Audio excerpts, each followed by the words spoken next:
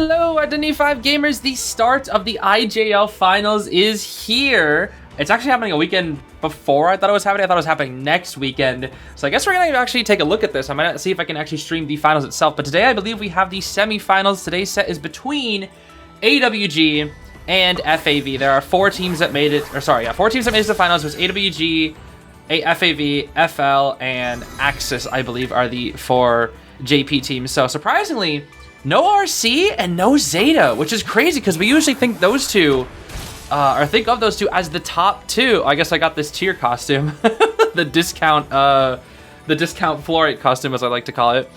But yeah, RC and Zeta are considered the two best teams in Japan, and neither of them have made it to the finals. Now, that it needs to be said that both of these teams did lose one of their hunters. Zeta, of course, losing Alf, and then RC, of course, losing Peter. So whether that's part of the reason, nobody can really say at the moment. But I'm really excited to get into this first match. And I believe we also have a dance/singing performance before we get into it. So if you want to skip over that, feel free to do so. But I'm going to check it out before we get into the matches. So let's take a look. All right, so it looks like there's something even before the performance, actually. And it's this. I really don't know what to expect here. But it looks like they're decorating a little tree. Says Merry Christmas. It looks like there's like a little skit here. So I guess we'll watch it just because it's probably going to be rather funny. Unfortunately, I don't understand Japanese, so let's just assume what they're saying. Hey man, this coffee tastes great. Yeah, you sure drink that coffee, my friend. I think coffee is overrated, guys. You did not just say that, bro. No, you're not my friend anymore, bro. Look, when that clock reaches 12, we're no longer friends. Oh, ho, ho, ho, that guy said he's no longer friends. I have to give him coal in his stocking. Ho, ho, ho, ho. Why am I combing my beard so much? Alright, it's time to sneak into this room and fill his stocking with coal. You've been a naughty, naughty esports player. Oh, but he does have some Santa merch. That's pretty cool. Let me just take a look-see at his private belongings. Gee, I sure wish I could read Japanese. There's an E he got in there. E is a good letter. Maybe I can give you some treats after all. Alright. Even though my beard is clearly fake with a string around my ear. Oh, well, I've warped you now. Entomologist, yo, Melly? I saw all those bugs, bro. Don't think I didn't. I meant, ho, ho, ho. Another letter. Great. It's all... wait, that means toe at the very ending. So E and toe. We'll combine the last one. Here, I guess you can have some ivory tower skins for your Christmas. Here. I'm littering them all over your room. Stop. I know you're fake sleeping, bro. You're smiling. Ah, Ata. You can have... a cold sleep, I guess? You're gonna wake up with a cold now. Ho, ho. Never mind, I guess you woke up. Oh, I'm sick. Why did you wake me up, Satan? I'm playing female dancer now. Ho, ho, ho. I meant... No, bro, you're not using it. Use the slow boxes. Don't use fast boxes. What are you doing? Do you even play dancer, bro? How'd you even get to this tournament? Actually, fast boxes are underrated. You're just not using dancer. Have you ever used them against certain hunters? No, bro. Wait, what's going on? Why am I getting chased? Why am I? Yo, I don't even know. I don't even know what I was going on with that, bro. All right, well, we love the Christmas thing going out here. Yeah. They got some cosplay. This is really loud for me. Oh my gosh. So they got the Acrobat Tea Party skin here and the Dancer Valentine skin, I believe. So that's pretty cool. All right, so I'm not entirely sure what's going on here, but it looks like they have some guests out here. We have two Weeping Clowns, a Tomie, and a dancer costume, Animal Tamer, I think that is. So I think they're gonna do some sort of little dance here. All right, here we go. Oh my gosh. Look at that giant Emma. Oh my gosh, look at the giant... I'm gonna get copyrighted for this. I'm definitely getting copyrighted for this.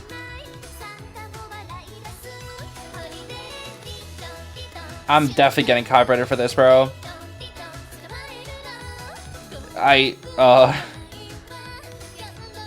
Yo, what's yo? What the? Is this a coach or a ref? What's going on now? Yo, where is everybody? The crowd is so not there. Why are there so many empty seats? Okay. Are they like actually gonna dance though? I'm a little confused. I think they're gonna like do more dances. They didn't really do much this time. When I saw like a brief second of this when I was live streaming. Catch. I think they want the like trying to involve the audience.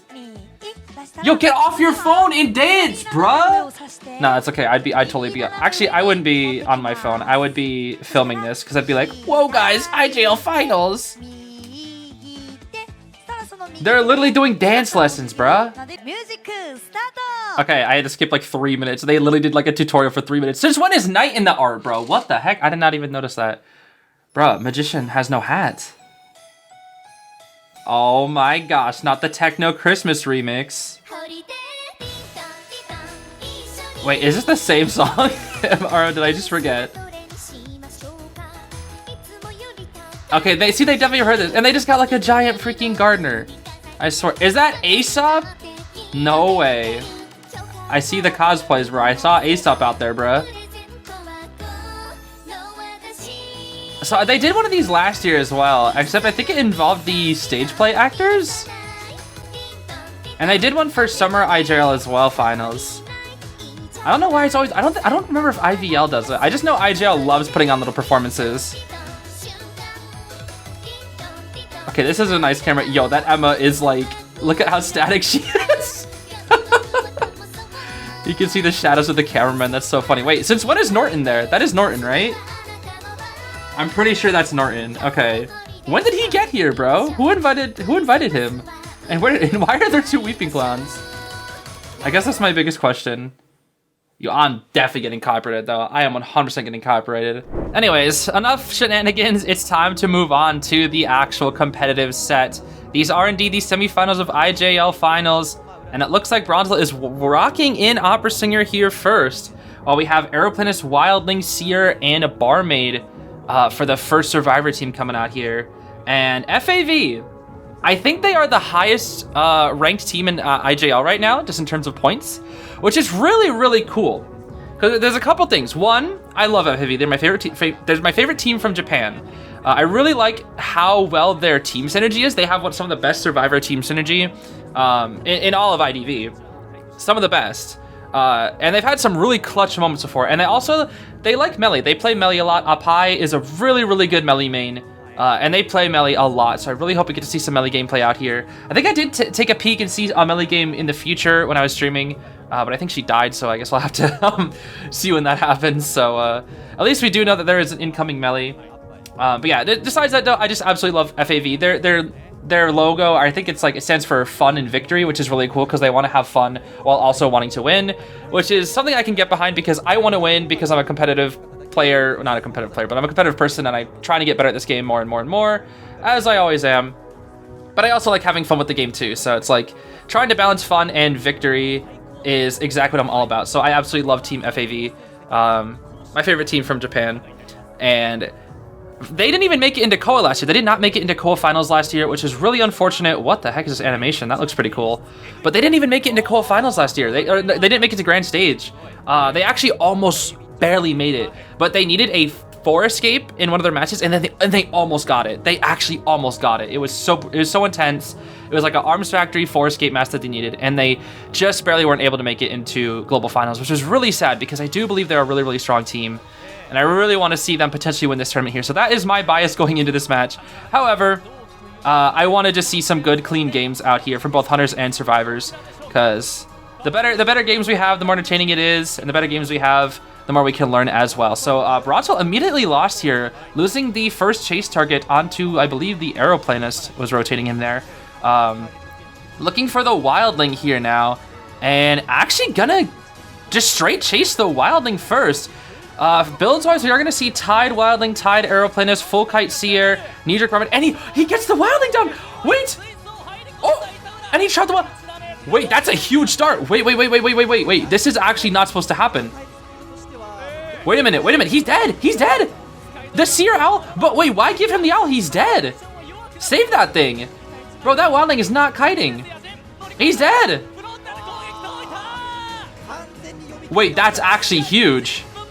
That's genuinely huge. Nobody chases a wildling first and gets away with it. But this guy just did. Brontel just did. No way. What is that just a good area for Opera to dash in? Like super tight spaces? I mean, Brontel's dashes are good. They are good. They are very, very clean. Aeroplan is trying to get a little greedy here. There's the trying to play around this tram. There's the hover. He can get to the chair just fine. Let's see here. He's trying to buy as much time for Wildling to get on his board. Oh, Wildling, can we get behind this pallet? Win the pallet my game. Drop it. Blink. Drop it. Blink, Mirror. Blink, blink, blink. Pumbaa. Oh, but now he's on board. Now I gotta do a board again. And his boarding died. Ooh, something ain't right here. And he gets Tia.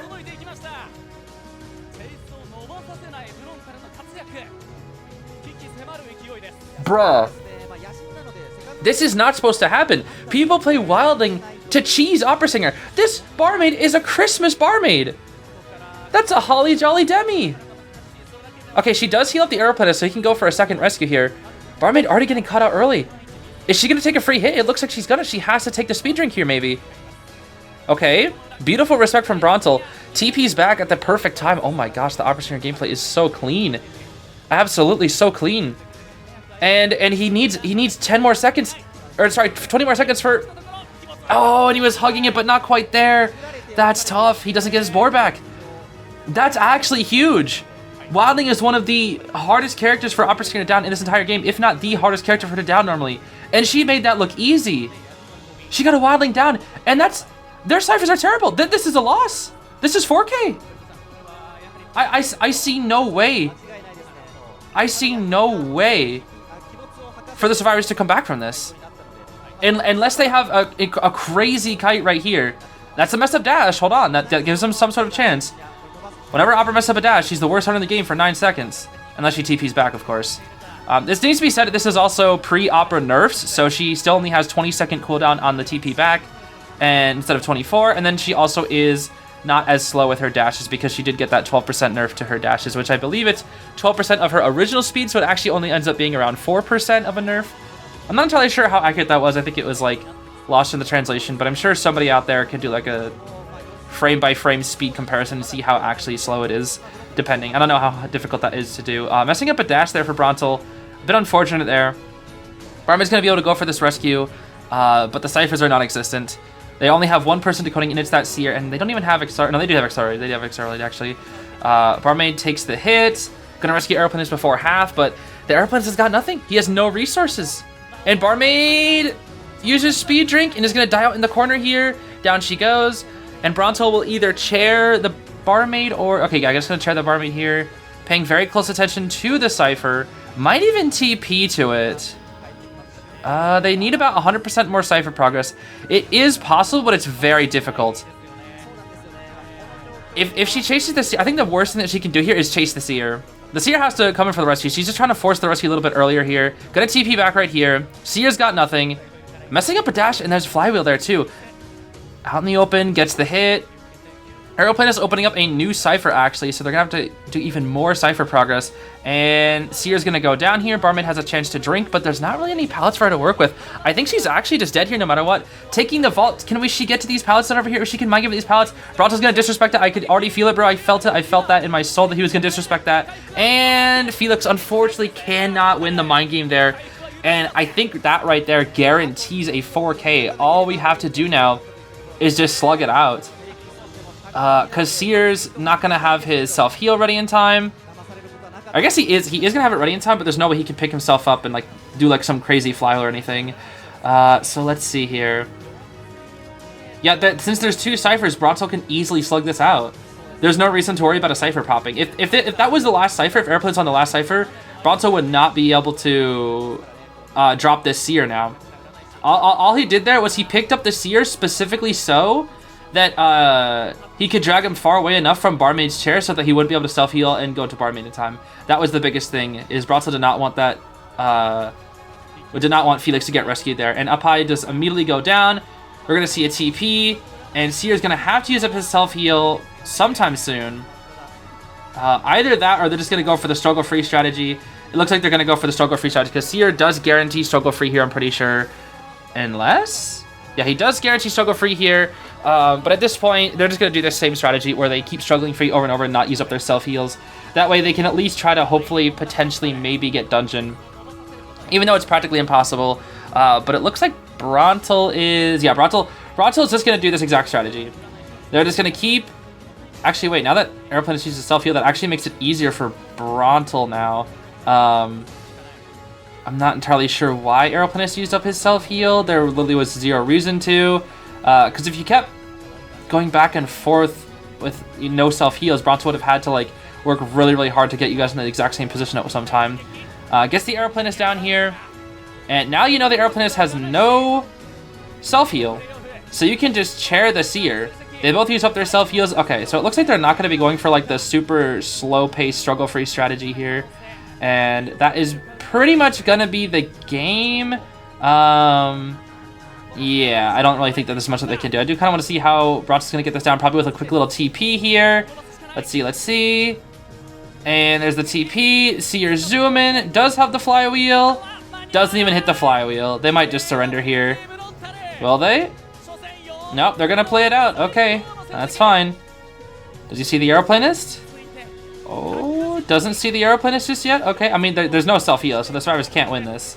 It's just not happening. Okay, I skipped a little bit ahead. We do chair Seer, and they just surrender. Okay, that makes things easier. I appreciate that they just surrender there. Now let's see here. It's time for round 1, second half. We got Prisoner, Officer, Mage, and Finn. This is pretty solid comp. I actually do have the points that I'm keeping track of this time, so we will make sure that we know who is in the lead for this set. I definitely want to make sure I do that for semifinals. I was kind of slacking on it there for a while because I just didn't feel like writing it down. But this time we're going to be keeping track. That way we know who's in lead. She can actually picking Ivy for round 1. Okay. I'm actually a little surprised because I feel like Opera does better into this comp than Ivy does. Because Mage is good against Opera, but not like the greatest. He's just pretty okay. And I feel like Opera would work a Prisoner in this spawn. And Prisoner, again, it's good versus Ivy, and then Finn is good versus both. Finn is very, very good versus both of them. Finn, one of the best survivors in the game right now, pretty much only loses to Goatman and like... I think that's it, honestly. Like, he literally only loses to Goatman, but like, not many people win against Goatman. And then obviously, Officer, very good versus both Opera and Ivy. Officer, probably best rescue in the game right now, honestly. We are going to see pretty standard builds across the board. Full Kite, Priz, Tide, Officer, Flywheel on Mage, and Finn. So they were actually expecting this Ivy. They were actually expecting Cheeking to play Ivy. Now Cheeking does play both Opera and Ivy very, very well. But I still always felt like his Opera Singer was a little better. But this is JP, and they do put a lot of stock into Ivy. And even though Ivy has been sort of falling off a little bit just because people realize that the best way to combat Ivy is to literally just not play the game. And what I mean by that is when it comes to her full presence, they basically just stay in good areas and not really on top of ciphers. And they really just never give her a good opportunity to use that full presence. And they kind of just force her to commit in places that are away from ciphers. And that matches end up being like 15 freaking minutes long because... yeah, the best way to combat an Ivy is just to not play the game, which is like actually true. It's kind of crazy that it is. That's going to be a pretty early hit on this Prisoner here. Waiting very patiently for the shock, but it looks like Batoru did not want to use the shock immediately. A little scared of the Ivy not wanting to use it. Probably wouldn't have even got much from it because you're using the shock and then what? Like, you don't have enough distance here. Beautiful work from Cheekin getting these consistent ghost spooks onto the Prisoner. Blika's going to be ready here. He flywheels nothing, and might actually be going down to blink here. Might see a shock. There's the shock, and you weren't quite in range there, buddy. So that is going to be a pretty standard down, all things considered, for Cheeking here. Now, it does need to be said that Ivy struggles most with the first chase. We know this now, and it's her end game and late game that are just so incredibly powerful, especially in end game when she has attention because her full presence is... still arguably, if not, I mean, I don't even know if this is arguably, I think it is just the best full presence ability in the game because it basically warp on top of you for a guaranteed hit. It is just such an incredible ability. From anywhere on the map, she can just kill you. And that's honestly really scary. Although sometimes it just doesn't work because you'll be left at 99, which is a little strange. Even like, even without the borrowed time little speed boost that you can get, which happens a lot of time. They're actually rescuing after half. Interesting. We don't really see after half rescues too often against an Ivy because it's not really wise to sell against an Ivy. Oh, this might be a double down here from the... Oh, 99 on the officer! That's actually huge! That is unironically huge because that's not going to be a double... Wait, no, it is a double down. Wait, what? Oh, I thought Batoru was the officer. Oh, I'm getting officer mixed up. Okay, that actually is a double down, and that's actually pretty big. FAV has a good chance to come back here. The Cyphers are moving quite fast, but if there's any chance for Cheeky to make a comeback here, it is now because officer has no progress. And you full pres the prisoner here. Prisoner already knows he's pretty much done for, so he's just gonna die right here. And at least he's getting the full presence out before he dies. And Cheeky needs to immediately use that Yit to start pressuring down some Cyphers here because he is calling it very close. Honestly, I don't know how they Cypher rushed this fast. That's kind of crazy. It's only been 3 minutes and all the Cyphers are practically done. And I'm a little worried about Cheeky. I don't know how, if he knows that too much. Pressures down the Finn Cypher. One Cypher pops again, pressuring down Officer Cypher, who has used up his self-heal. I believe Cheeky actually knows that Officer used up his self-heal. Has the full presence ability back in 2 seconds. Might be able to just straight full pres the Officer or blink down him. Either one will work. Sending out that Yit to somebody. All right, we're going to have to get the blink down on the Officer. And we're going to have to chair him eventually soon. There's the watch. Gonna warp back to Finn. Oh, warps back to Noe. Wasting the full presence. Weird. I feel like Cheeky wanted to warp to Graveyard, but maybe Finn tapped the top at the worst time, so the warp got redirected, I'm guessing? I actually don't really know what happened there. And now you're chasing a Magician, which is probably the worst chase target for you right now, because he has 3 resources. Blink for first hit. Does that actually do you anything?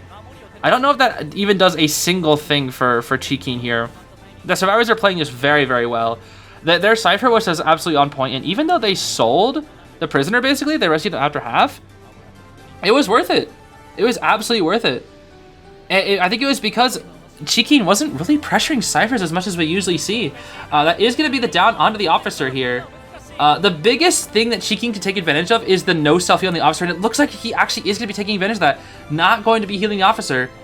And the biggest threat now is going to be this Finn, because he is still at full health, and he's going to be able to finish 2-story mid, 75% on another Cypher, which I believe is in the graveyard corner. I actually don't know. Let's see. There's the Finn. Spooking the Finn, doesn't get the scare. Are they going to heal up the Officer? I feel like they're going to heal up the Officer. They are going to heal up the Officer. There he is. Okay. Oh, but they heal him up in time. That's huge. That's actually huge. Cheeky needed to pressure that down a little bit better. Swapping to the Finn, 100. Everybody's at half health. But now you have no more. You have no more full pres for a while. You're gonna have to stall this out, and they're gonna keep healing. The blink is already on its way back up. My goodness, that's kind of crazy. All right, we might want to try and break this Finn ball here real quick while pressuring down something else. There we go. Break the Finn ball. I mean, this is close. This is close. The Cypher was absolutely on point. And Cheeky is doing a beautiful job of pressuring down these Cyphers. And this is what I mean. This is what I mean when I say, like Ivy is just her late game, bro. It's just so good. You never know. You never know. You can just never know where she's at. And the blink will be back up soon. Everybody's not everybody's at half. The Officer did heal up. When did he heal up, actually? I actually don't even know when he got that chance. Okay. Leaving the Yith here. See, now Cheeky's very afraid. Yeah, see, he could have got the instant down, and he's being forced to go to everybody. Okay. The blink is almost ready here. This pressure is absolutely insane. Cheeky is just not letting them ever touch Cyphers. There's the Mage Wand. Oh, but that's a good pallet stun. That's a good pallet stun. Finn Cypher's going up. It's at 60 and climbing. They're each being assigned a Cypher. This is exactly what you do with Ivy. The last 3 people are assigned the last 3 Cyphers. Warping onto the Officer. 28 corrosion. Going back to Finn. Oh, it's going to be close. It's going to be real close. Okay. Nah, she's starting to lose it, bro. She's starting to lose it. These Survivors are starting to get the lead on her. Finn can break the tablet. He can break the tablet. That's a huge difference maker because he can't be repossessed. And that Finn's gonna be able to pop. She has to walk with her main body. She knows this now. This is the issue with Ivy. This is the issue with Ivy. People have figured out exactly what to do against her in this late game. Especially like when it comes to JP, they play so defensively. And this is all they had to do. That's it. They just would never ever give her the chance to keep spamming that full pres. It's so crazy how Ivy, like at the beginning, she still has her endgame though. I mean, they still have to worry about endgame. But like at the beginning, dude, she was like the ultimate dominator. Nobody could beat her. And now like people finally started getting the counterplay down. So she does have obviously 2 minutes of detention to work with. And she has the Yith set up. She is set up for Ivy endgame. She has her blink. So this is a guaranteed draw, but the thing is she wants a win. She needs a 4K.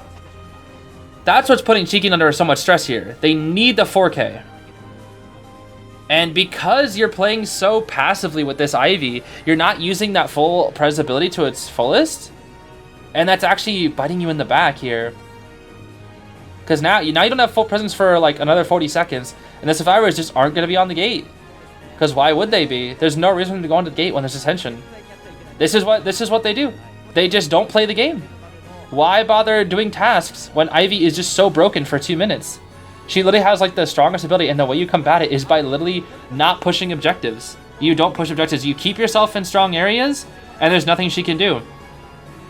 And the only person you keep active is the strongest person here, which of course is the magician who still has resources. That's the only person you keep out in the open and not in a super strong broken area. And Cheekin hasn't even looked at his Yith in a while. There's the officer. We might just get a... He has that elbow pad though. He got that from early. That's beautiful. Like, why? Just go get items. Exactly. Go get items. Don't push objectives. Just get items. Because now, the detention is almost over. For a whole 100 seconds, Ivy has had no target. They haven't given her anything. And the reason for that being is that Ivy, to have her endgame work, she needs to have her Yith and her main body separated. But every time you go for the full pres ability, to get it perfectly, you need to have the main body and the Yith in the exact same place. Which means you sacrifice pressure for a down. It is the strongest ability in the game, yes, but it comes at the sacrifice of losing a ton of map pressure instantly.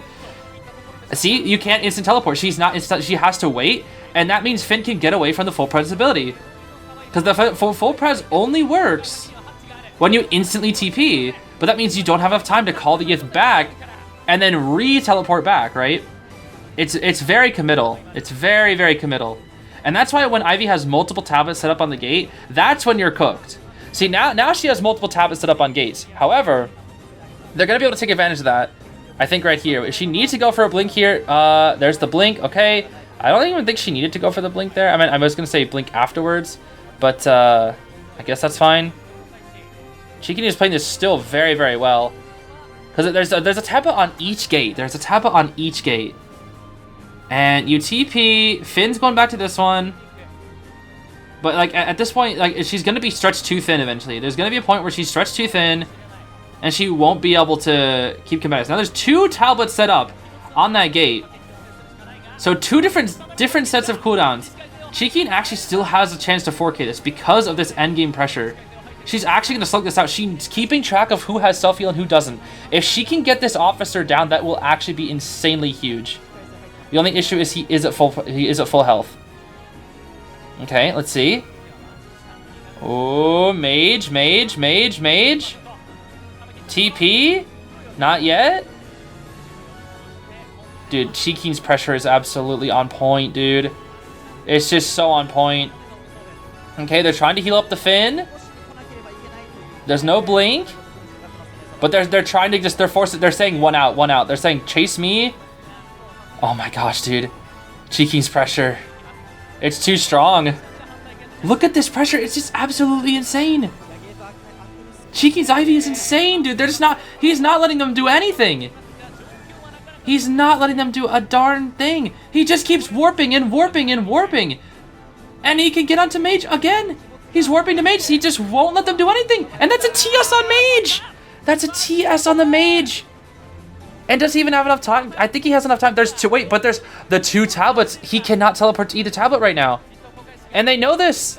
But he can TP to the officer. Will it be enough? He's at full health. I think he might be able to push it. But officer's getting scared. He got scared off. Oh, another tablet. 3 whole tablets. He's gonna push it. He's gonna push it. But the timing is so unlucky for Ez. Oh, the miss. But he goes down. Oh my gosh, Cheeking. Absolutely insane pressure. That Ivy leveled up, bro. I have not seen Cheeking's Ivy in a while. That Ivy leveled up. That is the strength of Ivy's endgame, dude. The absolute strength of Ivy's endgame. Oh my gosh. Insane, bro. Absolutely insane. All right, it's time for round 2, first half. We got an opera band, so Bronto's definitely gonna go for Ivy here. Yep, it's gonna be Ivy, yep. We got Finn, Officer, Norton, and Psychologist here. So in Opera's band, you can indeed play that that Prospector. Prospector is quite good versus Ivy. And I remember we were talking about Ivy potentially falling off a little bit in the meta after the nerfs. And, you know, after seeing that game with Cheeking, bro, even though this is pre-nerfed Ivy, I still think it's way too early to write her off in this meta. It's way too early. She is still so freaking strong, dude. She is still so freaking strong. That endgame looked... Oh, that endgame looked so tough to deal with, dude. He was just going back and forth and back and forth. And even though I was talking about the whole Ivy has to commit the full presence, he just somehow was able to scrape by. And he found a point in a window. He just kept putting up tablets and upon tablets, warping back and forth. And then at some point, you'll always have an extra tablet. The thing is, if you have an extra tablet, you can get greedy with the Yith. And at some point, he started having those extra tablets, which was really, really good for him. So yeah, that is, we're reaching the peak of Ivy right now. I think we're reaching the peak of Ivy. I remember Zeus a while back was still saying Ivy hasn't still been fully discovered. I think we're reaching the peak of Ivy. And I think that was it right there. That looked like the peak of Ivy right there, because like he was pushing Ivy to her limits, her absolute limits in that match. Anyways, we're gonna see Flywheel Finn, Flywheel Psych, full kite build on the Prospector, and then tied first officer. I am literally hugging my little giant lemonade here. I don't know why. It's a sparkling ice. I like these like little sparkling ice lemonades. They're really good. Except I picked up a giant one today. I didn't even know they made giant ones. I just saw it in the store when I was passing by, and I was like, this is a big giant lemonade, and it probably has like 2.5 times the amount of lemonade that the regular ones do. So I thought, hey, why not? I might as well pick it up. TPing out of the Prospector. Prospector first chase is interesting, because the reason why Prospector is annoying for Ivy isn't particularly in chase. It's because he can actually cancel her full presence. Now we do see Hunt on this Ivy, which makes a lot of sense. Most Ivies do indeed bring Hunt now. If not Hunt, then it's usually Impulsive. Gonna be pressuring down Cyphers while chasing this Prospector here. This is what the best Ivies do. They're able to pressure down Cyphers while also chasing at the exact same time. And JP really, really loves their Ivies. So yeah, there's a beautiful flat from the Prospector, getting rid of all that corrosion all the way back down to 4% here. Will Ivy be able to get a hit here? Let's see. Gonna be blinking first. Okay. Blink into the spook, I feel like, is kind of risky, because I feel like the Prospector could have vaulted onto the other side of the pallet. But he didn't even get the spook, so the Prospector is not even at 46. Would have been really nice for him to be at 46. Gonna pressure down Felix once he's able to be repossessed here. The instance does trigger, so the cooldown is now going to be 10 seconds shorter for that repossession. And the Prospector has yet to use a single magnet, about to reach 3 magnets here. There's the first magnet, okay. Yeah, so the second UCP, he now has a magnet to work with, and we might see it once he gets into deep sandbags here. Ooh, that's tough. That's tough, dude. That's tough. It looks like he was trying to find a good position to stun from, but I was able to use that main body scare to prevent the stun from working. So Chuya gonna be going down here. Unfortunate for our boy, our gravity spamming boy. But 2 Cyphers have popped, and the Cypher is at 70. That is a much better result for the survivors in this first game here. Now, with an Ivy like Cheeking, I imagine FAV has been absolutely practicing so well against Ivy. Now, I'm a little confused about the very early rescue. It looks like they're prioritizing an early rescue, then letting Bronto get a ton of tablets and pressure set up on these Cyphers, which is definitely a choice. Now, full presence is going to be usable here. Will Prospect cancel it with his magnet? It looks like he did? No, he did not. Okay, never mind. He's dead. Looks like he did not get it exactly how he wanted to. Gonna be dying in this little crevice here. I guess that's fine. And still no pressure being put onto these ciphers. Officer could potentially go for another rescue here, but probably he is going to go for another rescue after the psych whistle here. So another beautiful utility from Psychologist, just being able to heal and let the rescue go for a second rescue while she can continue pushing that Cypher Rush. So why Psychologist is such a good character. 3 hits normally if you take the kite, and if you're not taking the kite, well then your utility of healing another survivor is incredibly good, especially when it comes to healing the rescuer. Now let's see. Let's see here. Typically in an Ivy game, the first person will die at around 400% Cypher progress. And here comes the full presence. Prospector does throw out a magnet here, but doesn't get the magnet in time. And what do you know it? 400% progress right on the board. That is quite an average down for an Ivy here. Now, the question is, who is the next best chase target? I'm gonna say I would probably say I mean, Psychologist definitely, because she has nothing. She literally has nothing. And her Cypher is at 60. So we've reached this point in the game. We've reached this stage in the Ivy game where it's gonna go on for a while. It's so strange how both Opera and Ivy games kind of function very similarly at the beginning, where the first person usually dies around 400% Cypher progress is complete, but it's always how the hunters deal with the last Cypher. And I think that's what makes Identity 5, at least in the current meta, so interesting, is the final Cypher. It's the battle of the final Cypher. What Opera... Wow, what a beautiful blink there. But what Opera does is she can just... With her speed, she can constantly pressure each Cypher, and with her TP back, she can keep, like, having that insane map pressure while also being able to get super fast downs. Where Ivy is kind of better at it than Opera Singer, but I feel like Opera Singer usually has the more consistency overall. Whereas Ivy, I feel like if you get kited a little bit with your first chase, it becomes really difficult to come back from. But I think overall, Opera is the more consistent option. Now, Finn actually does have the little Finn ball glitch set up, so he can infinitely just decode. I'm still not sure why they haven't patched that out. I wonder if they're just going to keep that available. But that is one of the most useful tricks for Finn, is being able to set up that ball to the point where you cannot get pressured by Ivy's Yith. So it's an extremely useful trick. Now let's see if Psychologist can get a good clean rescue here. It's going to be after half, and it looks like Brontel is going to be able to just swing right here. As long as the officer can survive just a little bit longer, they will be able to pop, guaranteed. Knocks the Psychologist down, but that is not your target. You need to be going after that officer. But it looks like Brontel is going to kind of just accept a single chair here, because now officer is dead on chair. So if you use up your full presence during endgame on that officer, you're going to be in a really good position here. And gonna be swinging at the officer immediately here, gets the rescue. But yeah, you need to chase the officer with your full presence and instantly get him down. Then you can focus on the last 2 people. Because again, Ivy endgame, if there are 2 people alive at endgame, the survivors can't win. So your target here is the officer no matter what. The only issue is the watch. The watch is gonna be the issue here. He still has that watch, and he's saving it. He's saving it in his back pocket. He really, there it is. Yep, he wants to use the watch. Now he uses it. That's a beautiful watch usage because it allows the officer to escape the Ivy's clutches without having to die from the full presence, which it would be the final snowball being put into this game for the Ivy.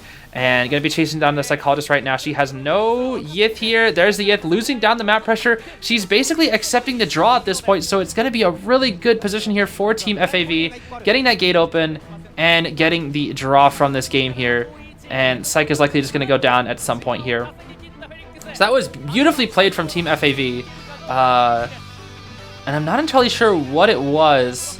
I think it was actually the Finn ball. Because that's why Finn is just so good versus IVs, because you can do that Finn ball trick and she literally just can't possess you, which no other survivor in the entire game can say. That's why the Finn versus Ivy matchup is just so good, and not just because of that little niche trick, despite it being so useful. It's just also the speed that he gets for kiting early game. So if he does take the kite, you know he's going to be looping this Ivy for days and days and days. So moving on to round 2, second half, we indeed are seeing an Ivy ban actually, so Cheeky's going to have to play Opera here. Looks like they're more scared of Cheeky's Ivy, but honestly, after that round, anyone would be scared of that Ivy, bro. Anybody would be. We got Puppet, Wildling, Gardener, Dancer. Pretty good team versus Opera. The Dancer, again, I do think Dancer is a very underrated character in this meta. And I think more than any other character, she is like, I think the most untapped. I don't know. Maybe it's just me, but I feel like Dancer actually has like some really good potential that people still haven't mastered yet, I guess is what I should say. I really don't know. I feel like there's just so many ways to use Dancer, right? Whereas with like a character like Puppeteer, he's a tank, you know, that's all he can do. But Dancer, there's so many ways he can, there's so many ways, so many locations for the boxes, so many setups in specific areas where you can put them down. And so many like tricks that you can do with them: fast box, slow box, put box and pallet for a free pallet stun, etc., etc., etc. Use boxes for rescue. There's just so much utility with the boxes, and she can even spin with them herself as a cutting ability. So, yeah, again, there's just so many ways to use Dancer, which I think is why she's such an interesting character. Which I feel like it's kind of how I feel about Melly if her ability was just a little bit stronger. There's so many ways to use Melly's Bs. And I think paired with the Chitter, she can actually reach her full potential because like she can kind of reset her cooldown a little bit here and there. But yeah, I'll talk about that some other time. For now, we got a Blink Detention Trump Card Ivy standard build here. Got Tide, Knee Jerk, Puppeteer, Tide, Wildling, Flywheel. No, not Flywheel. I'm sorry. Knee Jerk on Dancer and Gardener. So we're going to be playing Gardener as a straight cutter here, which is fine. Dancer setting up the instant slow box. Cheeking looks completely unaffected, honestly. It looks completely unaffected by this Dancer slow box. I'm a little surprised she didn't drop the pallet in Factory. I think if she dropped the pallet in Factory, she would have been in a much better position here. Because then Cheeky would have had to break it first and then loop around, so I'm not really sure why she didn't break it.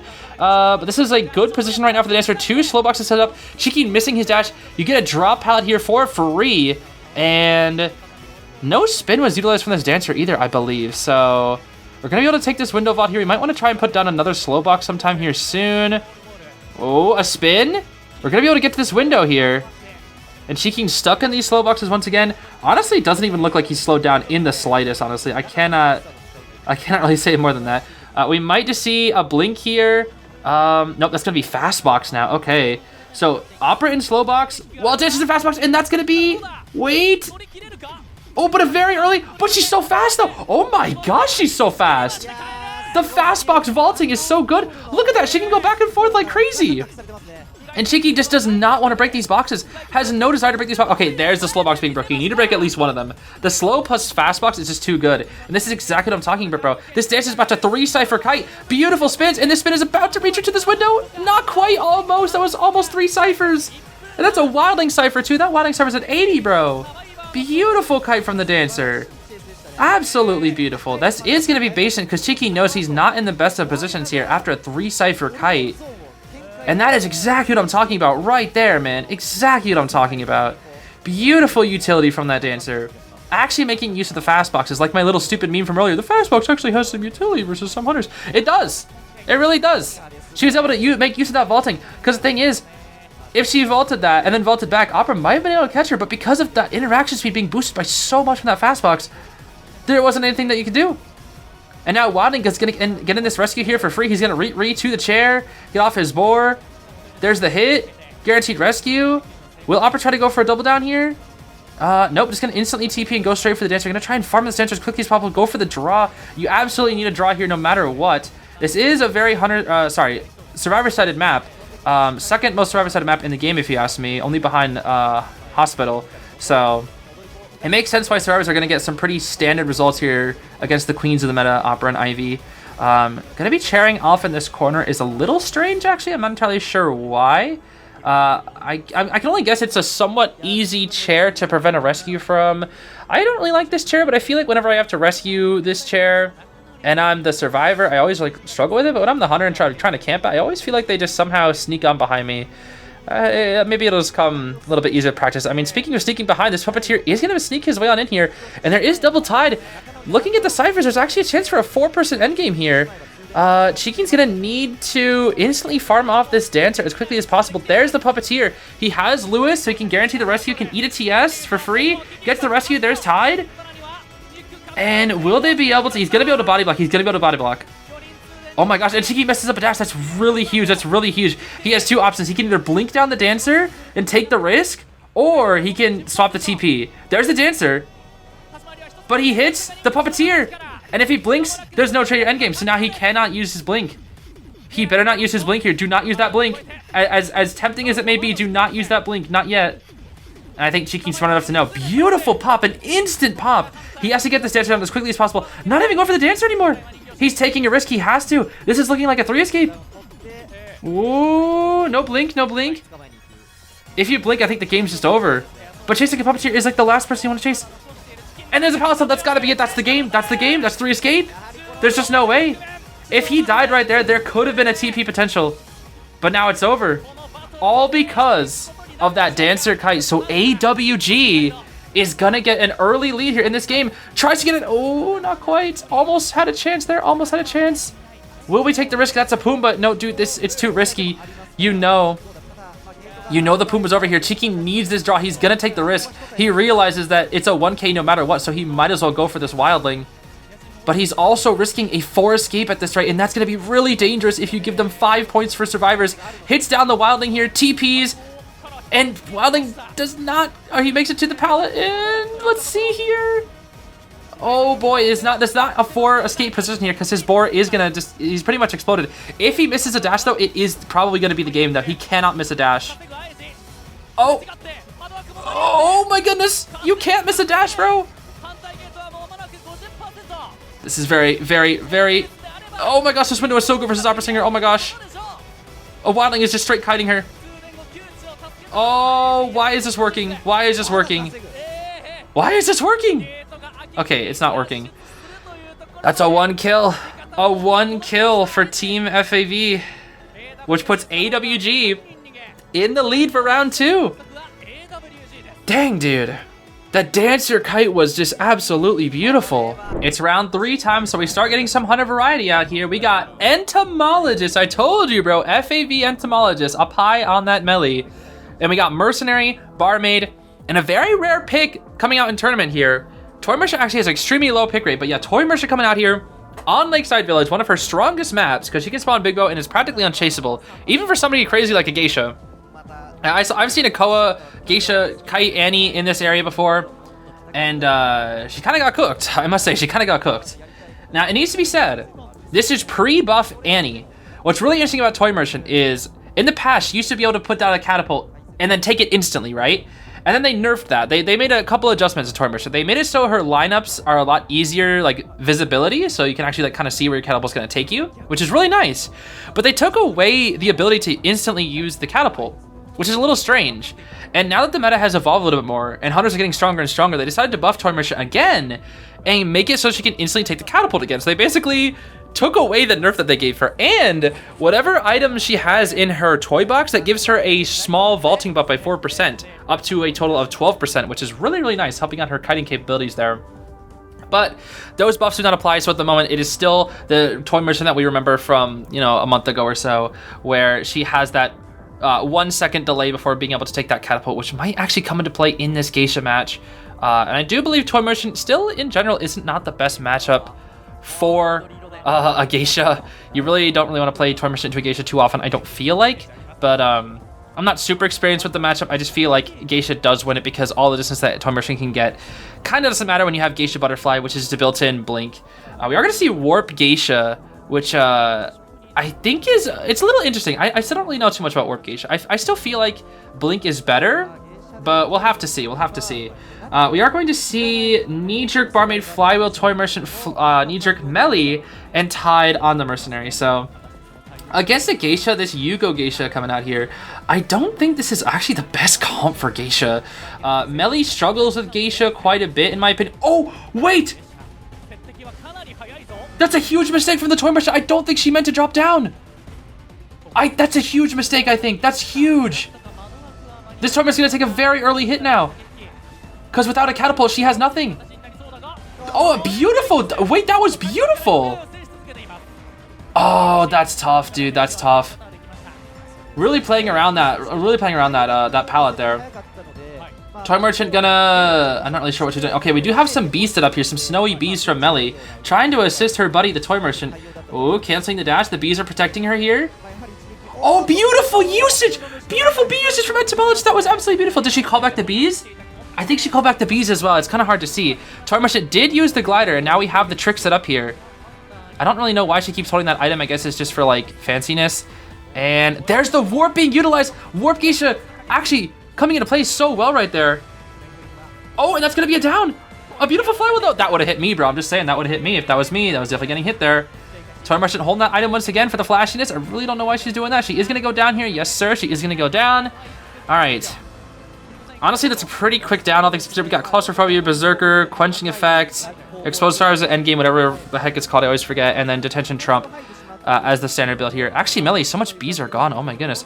Gonna be breaking this catapult. Gonna say hi to Dream, which JPEG off in the corner there. We love the Yidra PNG over there. Now, Domiki Mercenary, the XXX Holic characters are going to be battling it out here. Yuko versus Domiki. Pretty interesting to see here. Let's see. Are we not just going to just straight line gaming? Nope. Okay, pretty good rescue, pretty good rescue. Now, let's see. How are we going to do this? Catapult is ready. Oh, that was close. That was very, very close.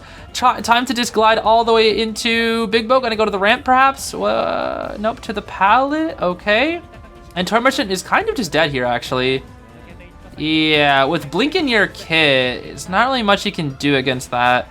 The Mercenary actually is kind of cut off right here. Are we gonna take her back to that chair? We are gonna take her back to that chair, it looks like. Oh. No, gonna put her at mid chair instead. Interesting. I wonder why, actually. I'm not sure. I mean, I feel like this is a good chair as well. There's pretty good visibility from this chair. That looks to be Sophia Melly, actually. We love to see Sophia Melly, especially when Up High is rocking Sophia Melly. But against Geisha with not many bees left, it's going to be really hard for Melly to survive this here. Mercenary did actually, looks like he picked up a syringe, able to get, or wait, did he get healed by Barmaid or was it syringe? I'm actually not sure. I was not paying attention. It was probably Barmaid drink though, knowing them. I just was not paying enough attention. All right, Toy Merchant, let's see what you got. That's cooked. Maybe she was actually, maybe she was holding that little item backwards, because I think that might actually count toward looking at Geisha's dash. I actually don't know. That might actually be the reason for it. Maybe that's it. I'm actually not sure. That's probably it, actually, because I think it's easier to do that and then walk around, because you can like turn easier. Whereas like when holding down the Geisha button, you can't really turn your camera. At least on PC you can't. And that's really stupid and annoying, and I hate it. and that button ends up getting me killed half the time just on its own, which is why it's such an annoying thing to deal with Geisha, but it's fine, it's fine. Barmaid trying to juke around this window. Very good patience. Instant bottle. Wow, I've never seen a faster bottle than that right there in that Isu. Butterflying a little high up, actually, so it doesn't go around. Very good optimization from the Geisha here. And we do have a butterfly up in 1 second. I don't think it's going to be enough. Wait, that's a beautiful butterfly. That was a beautiful, beautiful butterfly. I thought that was a guaranteed drink from the barmaid, but no. The kite ended right there, and now you're going to be able to share it on the Cypher. That's huge. That is absolutely huge. That butterfly right there absolutely changed the game. If there's any play that wins this Geisha the game, it is that right there. That was a beautiful, beautiful, beautiful butterfly. And the warp is back up once again. Let's see here. Oh, there's the abnormal. Wait. It looks like Yukikina took the risk and was like, let's see here. Can I go for an abnormal play and win from it? Yes, because you're gonna hit Mercenary here no matter what.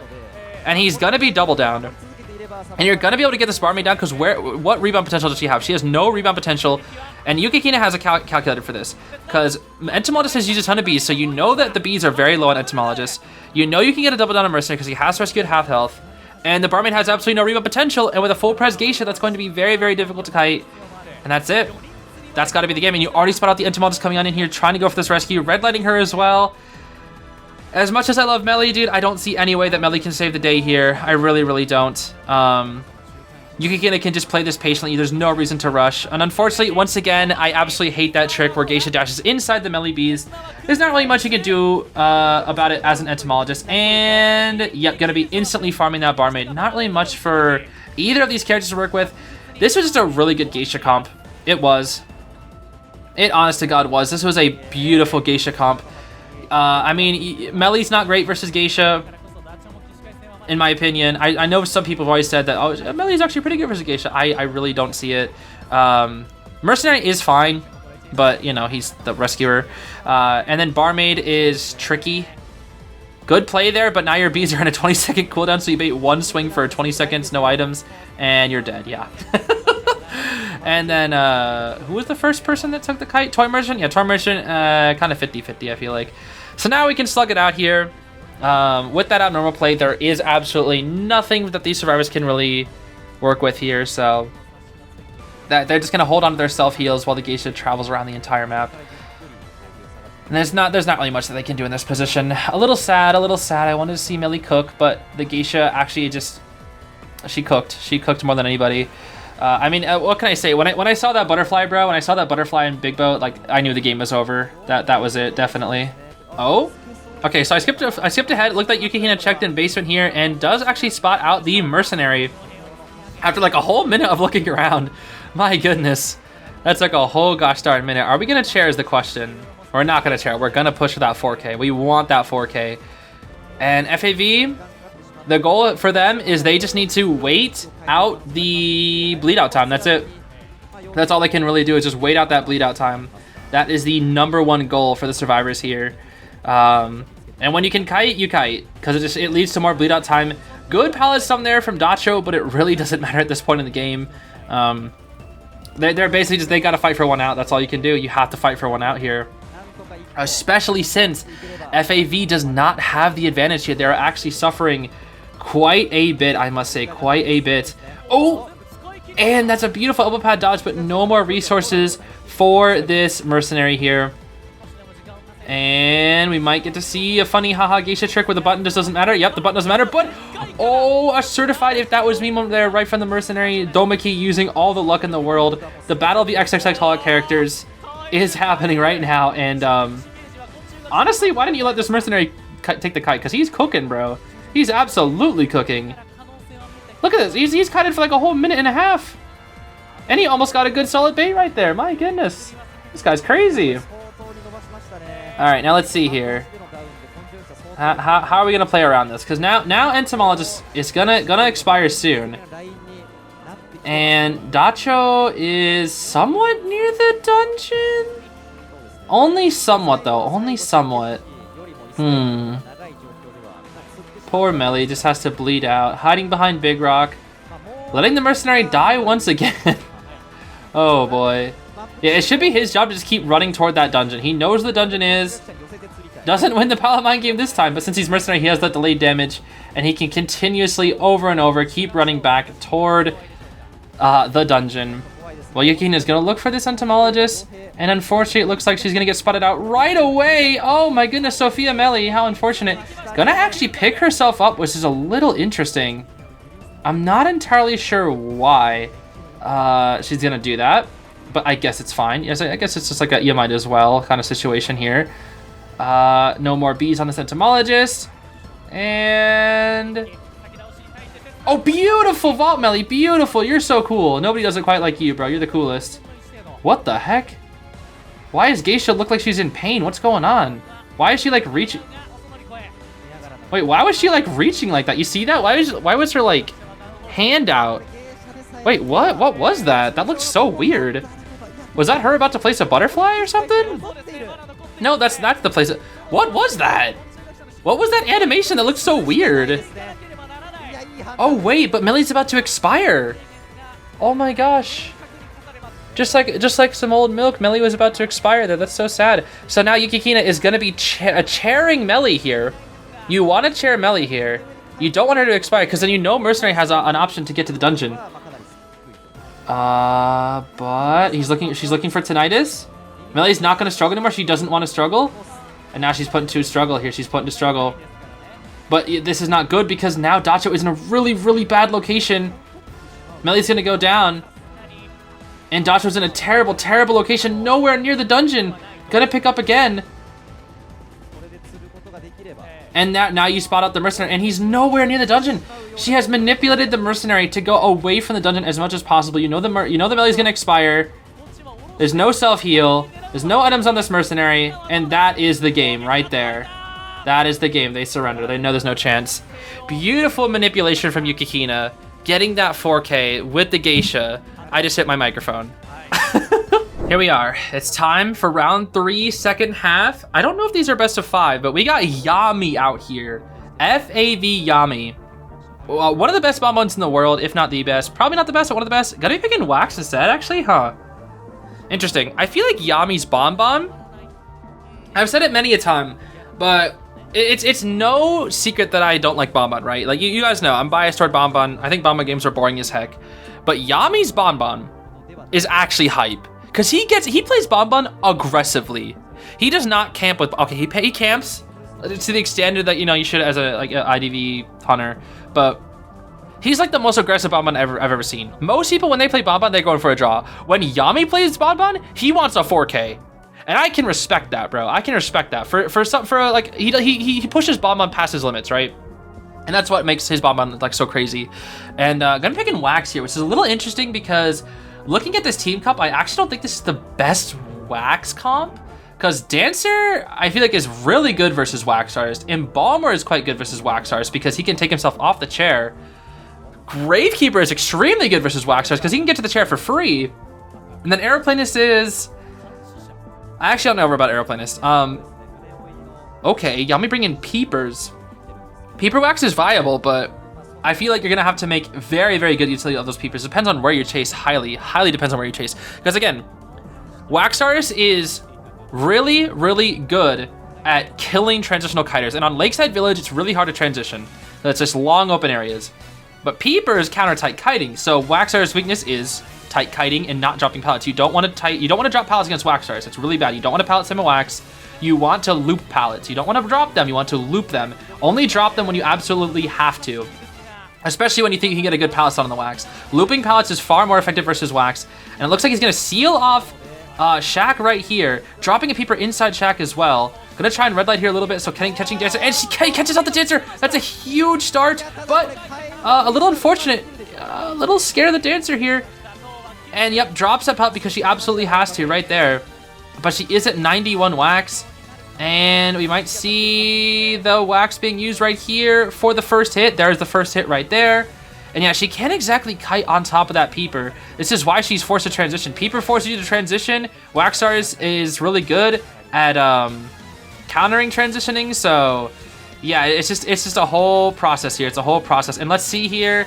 84 Wax just for dropping a pallet, bro. 84 Wax. Breaking that slow box, realizing that he's countered by tight kiting. And he can probably get the down very, very soon here. But the beautiful fly from the Dancer. Hitting the Wax through that area. I actually know you can Wax that area. Because I remember I was cutting Sprinter's Wax there before. And my goodness, bro. I now know that the Wax can go through that fence. Even though it doesn't look like it can. And that's a relatively fast down, all things considered. Not the fastest down I've ever seen for a Wax Artist. But in tournament, I feel like that's a relatively standard down for a Wax Artist. Now, if FAV wants any chance at making a comeback, they're going to need a 4K right here. It looks like, yeah, no matter what, it looks like they're going to need a 4K right here. Otherwise, it's going to go to Team AWG. I believe it depends on if it's best of 5 or not, which I actually don't know if it's best of 5. But even then, regardless of that situation, you are going to want a 4K here regardless. I think if it's best of 3, then AWG wins no matter what, because they win by points. But if it's best of 5, then we will see overtime. And I think it is best of 5. It should be. It should be best of 5. He is pressuring down the Aeroplanist Cypher, so we can't really work on it quite yet. Dropping a Peeper right here. And in comes that Grave. Is a rescue after half. But that makes sense. You want to play this safe. Especially on your AWG, all you need is one out here. The pressure's on Yami, and the pressure is off these survivors. They only need a single person out here. Grave's going to want to come up a little bit early, I think, probably right around now. No, he's being he's patient. He's patient. He's playing very patient. Okay. Look at that rescue speed, bro. Oh my gosh, Grave rescue speed is so good, dude. And at this point, Dex is going to take the Tide Turner, go inside Big Boat. And if you're this Wax Artist, you might want to try and farm full presence here. He's going to Wax Bomb that Cypher just for some extra efficiency. And it looks like he actually missed the Wax Bomb, which is kind of funny. Now let's see. He has 3 out of 3 Peepers. Gets the full pres off the Dancer right before she dies. She buys a few extra seconds at the last part of her life, but giving the Wax full pres is a little scary because now he can warp onto pretty much anybody that he wants with TP and then instantly down them with full pres. We might see that right here. Let's see. Is he going to go for a TP? He's going to just look around for the Gamekeeper. Not going to instantly TP just yet, and I wonder why. Why is that? He's looking for the Gamekeeper. But why the grave? Oh my gosh. This grave's dead. Wait, he's dead. This is why. Seals off that pallet, and that right there is why you don't drop pallets early versus Wax Stars, because then you get sealed. And in fact, it actually just works as a barrier against you. He's trying to hit him behind. He walks, he realizes he's 81, he can walk through the pallet, because even if he gets stunned, the Gravekeeper dies. Because when you stun the Wax Stars, when he has hot wax, and you're at 75 wax or higher, you will instantly die. Okay. This is still looking like a draw position, though. The only way I feel like Wax wins is if he goes for a very risky abnormal play here. Doesn't even wax off the Cypher like he wants to. There is no borrowed time on this Embalmer. Is there any way for the Wax to get the 4K? I really don't know if it's possible. They are just going to pop because they only need one out. Why bother coming in for the rest of you? This is exactly perfect. This is exactly what you want to do. Have two people opening each side of the gate. That's all you need to do. They are going to get, they can get one out, like guaranteed. There's nothing Yami can do about that. They just rush the Cyphers and they only need one out. That's it. That is it.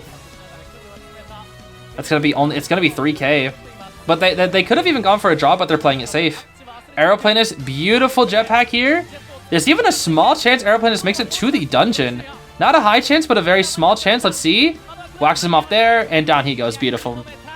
But they take the one, and that is gonna be it. There's a very, very huge lead for AWG in this match.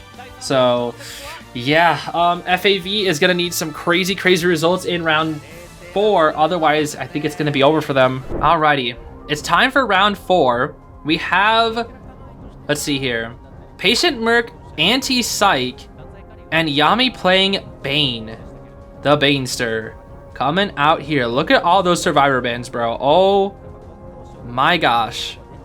What is that, 13 bands? 13 bands? I think that's 13 bands. That's crazy, bro. 13 bans. So still no Bonbon. Wait, was his Bonbon banned in the last game? I wasn't even sure. Was he banned in this game? I don't even know, actually.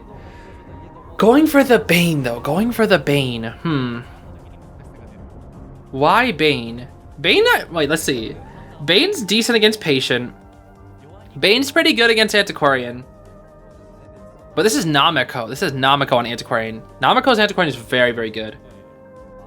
And then Bane's decent against Mercenary because you have to be really careful about not. He has 2 chances to TS Mercenary, and both TSs will go past the damage threshold for Mercenary. And then Psychologist, which is fine. They do have Patient Psychologist though, so we could see the power of love coming out in this match with the speed boost. There is a chance of that. That would be rather funny to see. Wu-Chang Umbrella, Chinatown, here we go. Let's see what the builds are here. Tide Patient is a little risky, but AWG has a huge lead here, so they're probably playing it pretty safe. I say risky, but like they're playing it safe to like have at least one rescuer no matter what, in case things go south, which is fine. And then they have Tide Mercenary, of course, Knee Jerk on that Psychologist, Flywheel on this Anti, relatively standard bans overall. And we got Blink Detention Trump card on this Bane. What an ugly skin. Oh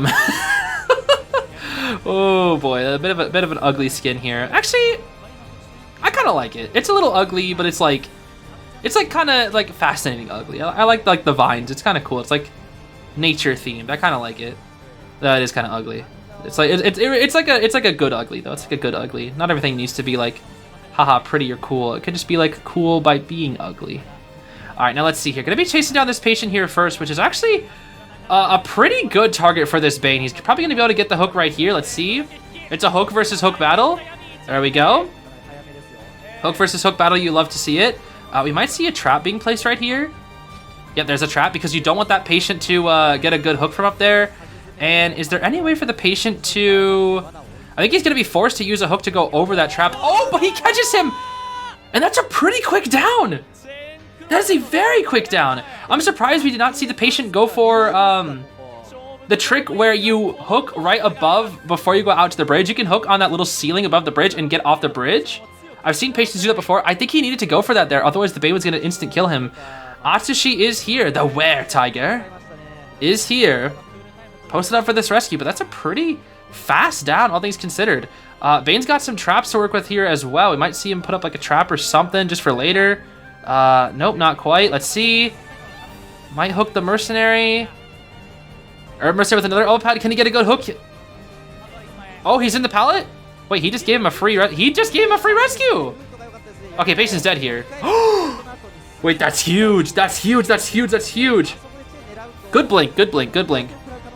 But that's huge. Free rescue, which is really bad for Bane. Fast power break. Jeez, that is fast power break. Gonna get some extra presence out of the painter? Nope, not quite. That hook's gonna be put into cooldown, but yeah. Nothing on that. He wanted to force that mercenary into an early rescue, and that was actually kind of bad because the Merc used up 2 elbow pads to get that rescue. And the trap from earlier that was placed upstairs is now gone by Charing right here. And he has to be very careful of this mercenary. He knows he's upstairs, but he has no traps to really utilize. Maybe could have put some traps out otherwise. This is why I always think like whenever you have a trap, you should always just put down a trap no matter what. He maybe could have even hooked into trap, maybe try to do some like trap hook. I think the only way the Bane comes back in this match is if he's going to be able to get a very clean rescue prevention here. He needs to hit this Terror Shock on this mercenary. That's the only way. The only way. They might not even sell. They're probably not even a rescue. Actually, they're going to sell. They're going to sell, actually, yeah. Because if the only way is for him to stuff that rescue, why go for it? When you already have the ciphers. The survivors, or sorry, AWG in general already has such a huge lead. Why bother putting that at risk, right? Why bother putting that at risk? So, in terms of the rule of like, haha, survivors always decode 400% before the first person dies, Yami's going to need to pressure down this final cipher to his absolute utmost ability. We might need to see an elbow pad here from the mercenary as well. Got to be very careful of this hook. And yeah, he's not even a full presence yet. They starved the Bane of presence. That's another thing that they did a lot in Koa is they starved Gamekeeper of presence. And I think I mentioned this many a time before, but in terms of statistics, something very interesting about Bane is he is the most inconsistent hunter in the game. I think. Wow, he just took that risk. He just walked right through, took that risk. When you're behind, I agree, bro. I do agree. Merc's gonna go down here, and he can share on a cipher. He can share right here, actually. There is a small chance. Oh, wait. Never mind. If he got that down 10 seconds earlier, I was gonna say he could have normal the cipher, and maybe there'd be a chance there. But now there is absolutely no chance. This is looking like a win for a draw for the survivors, no matter what happens here, which is really not good for Team FAV if they want to stay in this match here. Gets the hit on the mercenary, and they can pop. Let's see who he's gonna go for. He's gonna go for the psychologist. Realize that she's probably the weakest target because mercenary actually doesn't have an elbow pad, but it's fine. Hooks a psych. Doesn't even really wait for the flywheel. He knows the ante is on the gate. What can you do here? How can you win this? Is there any way you can win this? I don't think that there is. He's gonna try and share as closely to the ante's gate as possible and then maybe use a warp or something. I feel like that's the only way. Let's see. Chair near anti-gate. And then warp or TP. Oh! 95. You had to put a trap on that gate. You had to put a trap on that gate. Put a trap on that gate no matter what here. Put a trap on the gate no matter what. He blinked dodged the ante! Wait a minute. Wait a minute.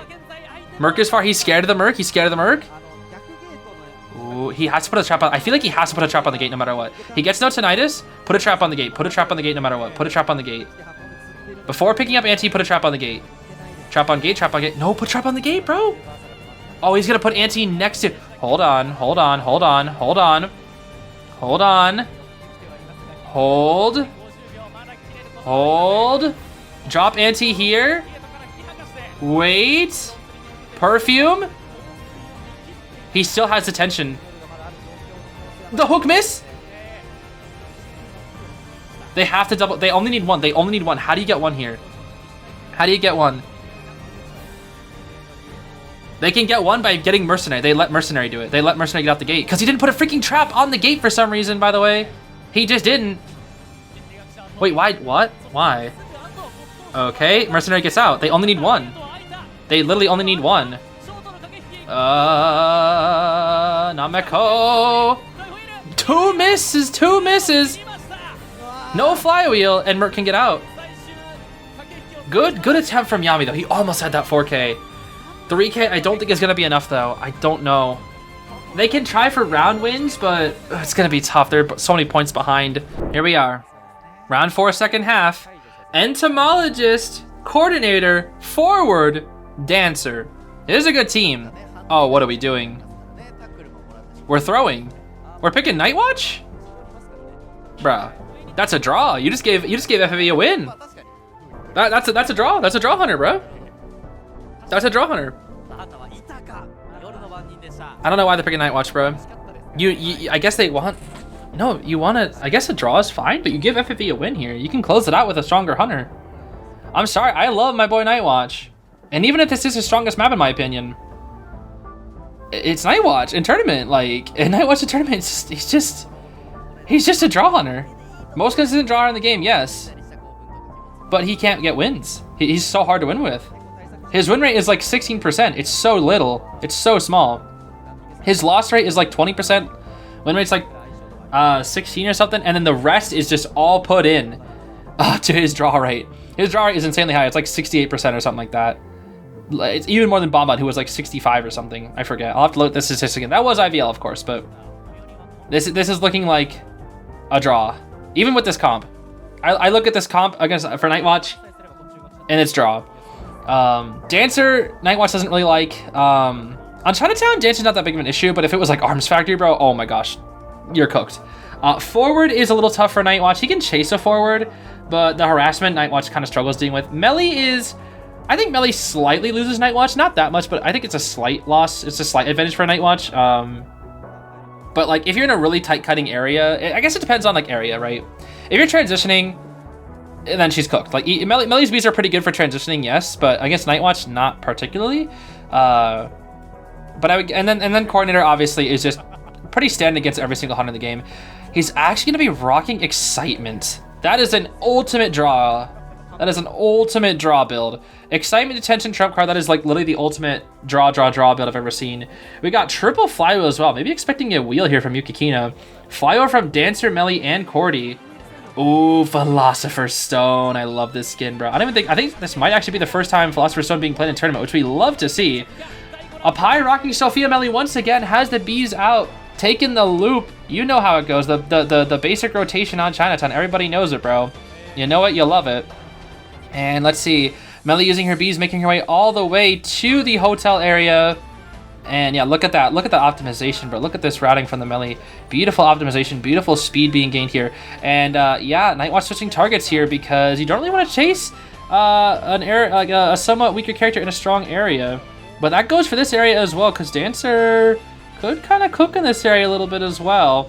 If she can get a good pallet drop. Never mind, this is the Coordinator. I always get these skins mixed up. This is the Coordinator here. Okay. Now let's see here.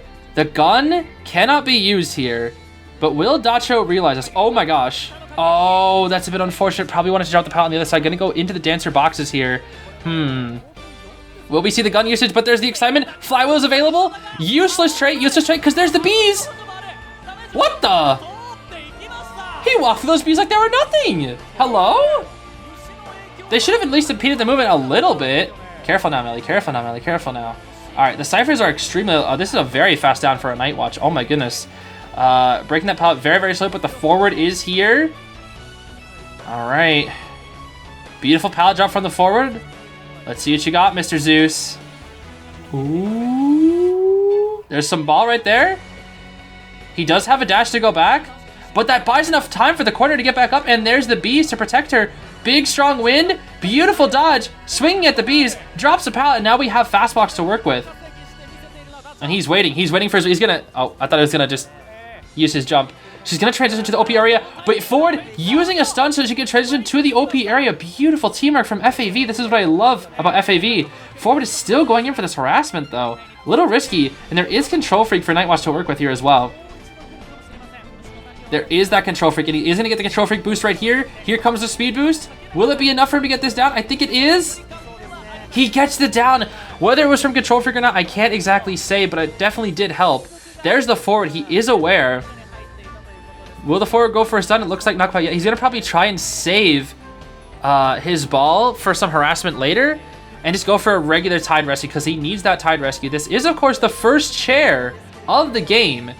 And looking at the ciphers, they are still pretty good. Melee bees are incredibly low, though. So very low resources on the entire team. But their health is still looking pretty good. So this is where the game gets really interesting because the resources are starting to get depleted. Nightwatch is reaching full presence, most likely right after the rescue because he's going to hit the forward and then probably hit the Dancer soon afterwards. Oh, messing up the football here. He swings at the forward. And then we're going to be able to dash on top. And then here comes that full presence. And we have Excitement ready again. So forward cannot even go for another stun. Which is going to make things really tricky for this team. And I don't really know how they're going to deal with it, honestly, because the forward is already at half health. Coordinator's going to die up here. Once again, these skins are going to be mixed up a little bit here. Accelerated decoding does activate. They're going to try and heal up the forward here. How are they? They have to bait out excitement in some way, because forward only has 50% ball, and he's really going to want to use that ball. And I don't know how they're going to get... They have to force that excitement somehow, but I don't know how.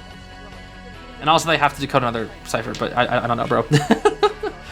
Right now, though, this is looking like a potential even more than a draw, because that coordinator kind of died really fast, all things considered. They didn't really rotate as properly as they should, because the coordinator kind of walked into him a little bit. I guess like they didn't have like the best of rotations there. They are going to end up selling the coordinator, actually, which is really interesting. They realize that it's probably just better to keep everybody full health and start rotating this Night Watch, and then force him to maybe swap off the excitement into a TP. And Narisu walking right into the Night Watch, gonna be forced to use the rest of his ball, most likely right here. Yep, using the rest of his ball, but Night Watch catches up with a single dash. 2 dashes is enough. Missing the swim because Night Watch's hitbox sucks. Has to break that pallet. He has no more wind to use here. Forward can drop down. We do have fast wind available. Go to fast wind right here. Forward's pulled back just in time. And he takes the hit. Cyphers are climbing. Those Cyphers are climbing. Let's see how this goes. Will he go for a TP swap? It looks like he's going to commit to this forward. Not many resources left here in the OP area. And I think he makes this window vault. Beautiful. Oh, but even with the forward vaulting, it's not quite enough. Vaults to that window, picks up the forward, and now he has trump card still available, and Dancer's going to come in for an instant rescue here. This is looking like a draw for this Night Watch. Even though he had such an early start, he's still Night Watch at the end of the day, and he can only get draws for the rest of time. Then again, he does have his trump card, so it's not over yet. It is not over just yet. Here comes the slow box, which doesn't really do anything except for getting the chance for Dancer to get to the chair a little bit quicker. And what exactly are we waiting for here? What exactly are we waiting for? There's no cooldowns that anybody's waiting to reset. I'm not entirely sure. Now, Yukikina really wants to hit the forward here. Not that it super matters. Giving a chance for Dancer to set down this box. That's going to be really annoying. Pop right here. Pop right here. Beautiful. Look at that pallet break, bro. Look at that pallet break. So incredibly slow. So incredibly slow. But he has the wind, and this should be the death of the forward. That is the death of the forward indeed. Now let's see. He can share the forward. Will he be able to TP in time? That's the big question of the day. They both have flywheel. He's chairing near the gate because he wants to warp instead, even though there was a chair closer when he could have TP'd for a bit of a riskier play, but he takes the draw. Night Watch, the draw king. And that, once again, that's still looking really good for AWG, but FAV actually does take this round, which gives them a round win. Okay, it's time for round 5, first half. Seer, Mercenary, Antiquarian, Finn. Still very, very good survivors available.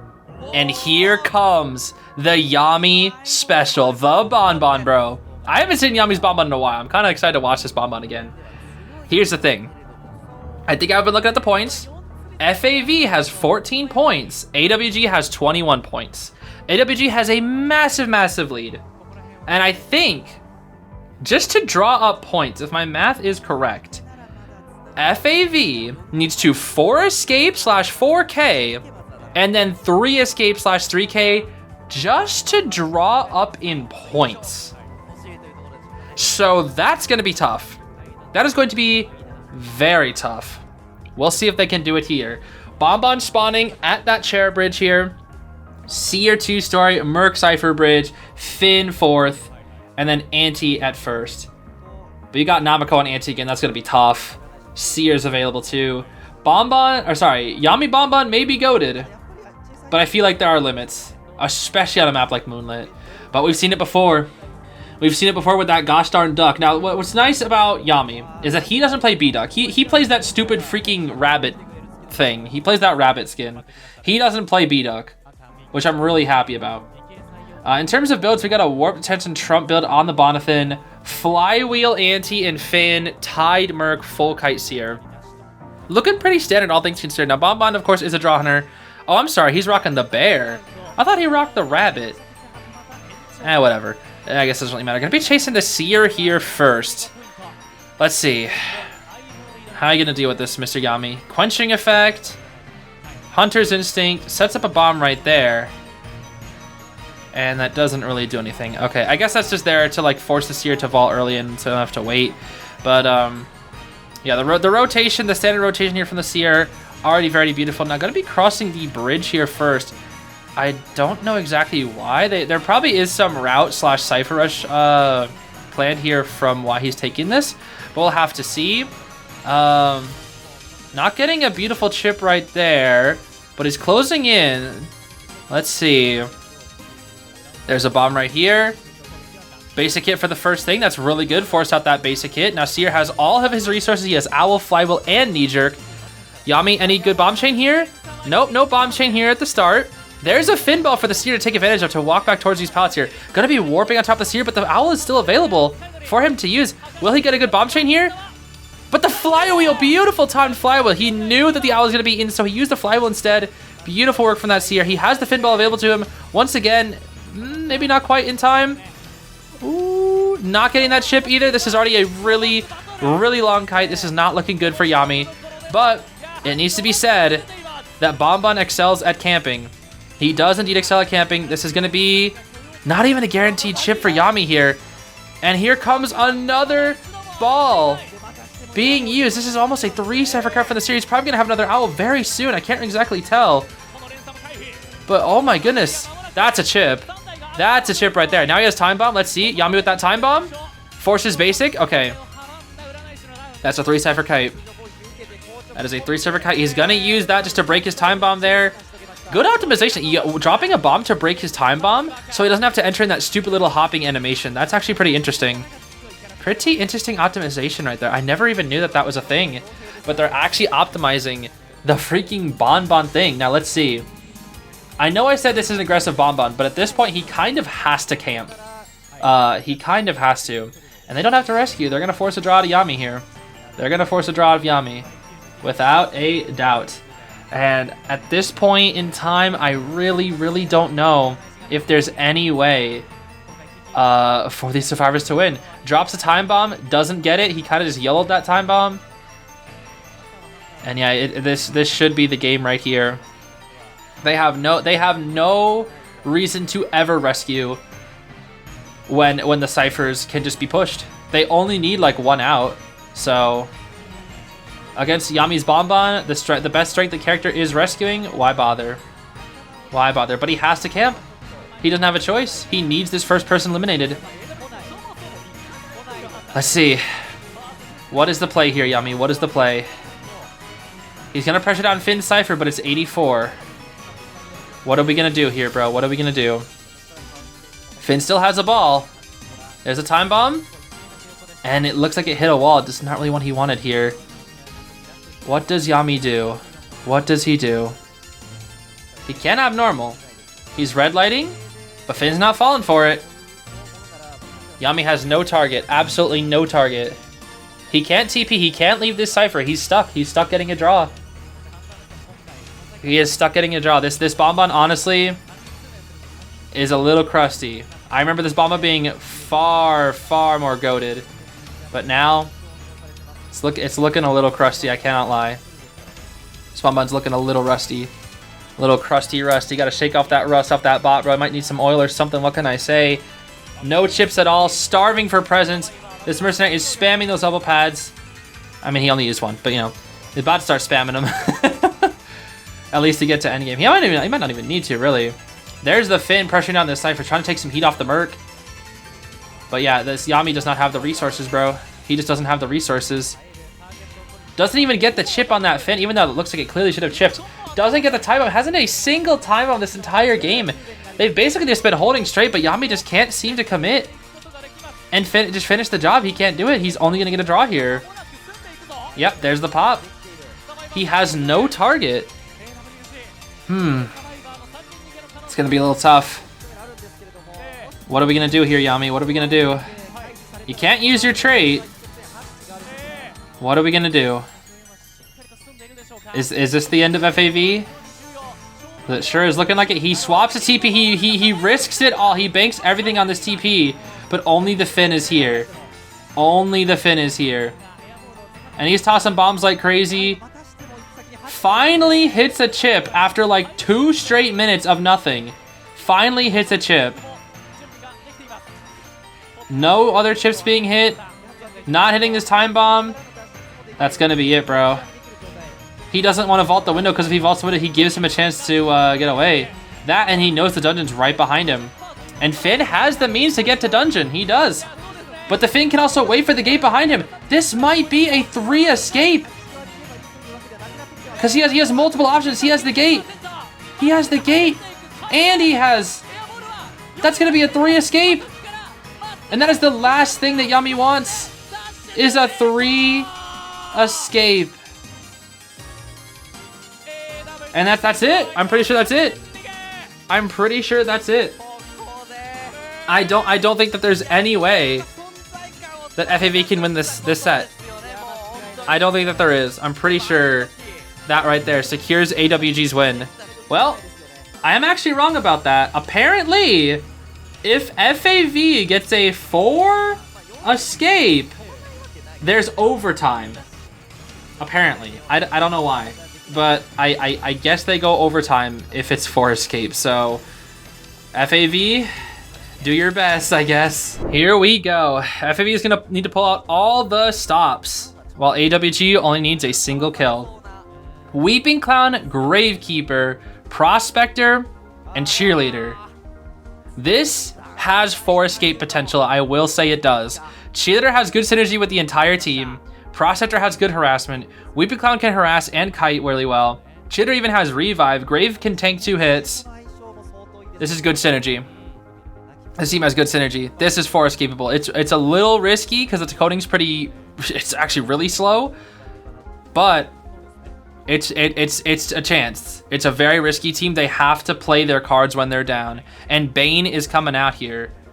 Now, I do think Bane's a bit of a risky pick to go for here because, like I said, Bane is one of the most inconsistent hunters in the game. So going up against somebody when you need 1 kill when you're Bane, I feel like is a little risky, but I guess we'll see. I mean, this is Bane's best map, so maybe that's why they're going for it. Now, if we take a look at the team here, things are looking quite interesting. Bane's bringing the standard detention Trump Blink and a default skin. But then we have 4 Tide Turners. 4. Tide borrowed on Grave, and then Flywheel Tide on the rest of the team. That is a bit of a weird one. But when you need a 4 escape, you're gonna have to bring some crazy builds, bro. And when you have 1 extra Tide Turner, I mean, that can help you push for 1 person out the gate. However, this is, like I said, extremely, extremely risky. Now, look at this beautiful play. You're probably wondering, what's going on right now? Didn't he just use a rocket? Well, that Cheerleader refresh coming into play right there allows Weeping Clown to use 2 rockets back to back. Now, this is both good and bad. You're starving the Bane of Presence, and you're really making the early game tough for him. However, 2 really good resources have been burned in very quick succession, and that's kind of rough. Now, Flywheel's ready. He flywheels that trap. Beautiful flywheel from the Weeping Clown here. Flywheeling the Bane trap.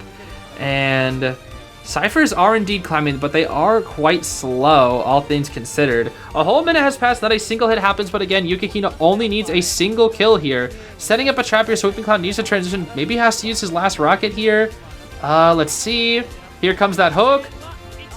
Oh, but it messed up. He messed up that hook. He got stuck on the chair, but that's got to be guaranteed right there. Let's see. Yep, not going to take that vault. It's way too risky.